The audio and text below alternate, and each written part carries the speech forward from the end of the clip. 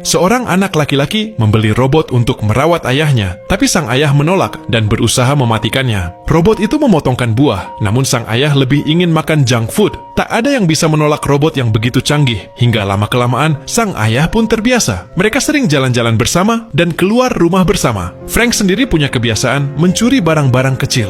Suatu hari, ia datang ke toko kelontong dan mencoba mencuri patung kecil, tapi ketahuan pemilik toko. Frank terpaksa mengembalikannya, lalu bersiap pulang, namun robot justru mencuri patung itu lagi. Frank pun sadar, robot itu bisa jadi asisten yang baik untuk mencuri. Lalu ia pun mulai melatih robot membuka kunci, dan robot cepat menguasainya. Suatu hari, Frank datang ke pesta. Seorang orang kaya di sana tahu Frank mengidap demensia, lalu mengolok-oloknya di depan banyak orang. Frank menjadi sangat marah dan menargetkan kalung milik istri orang kaya itu. Ia berencana untuk mencurinya. Robot bilang kalau itu adalah tindakan ilegal, tapi Frank tetap bersikeras melakukannya. Sebelum rencana berjalan, putrinya datang berkunjung. Ia sangat menentang robot itu sampai mematikannya. Frank yang sudah terbiasa dengan robot itu jadi semena-mena di rumah dan membuat banyak permintaan tak masuk akal. Putrinya menyiapkan makan malam, tapi Frank menganggapnya tidak enak. Akhirnya sang putri memahami perasaan ayahnya pada robot itu dan menyalakannya lagi. Rencana pun kembali berlanjut. Malam itu, Frank dan robotnya menyusup ke rumah orang kaya tersebut dan berhasil mencuri banyak perhiasan.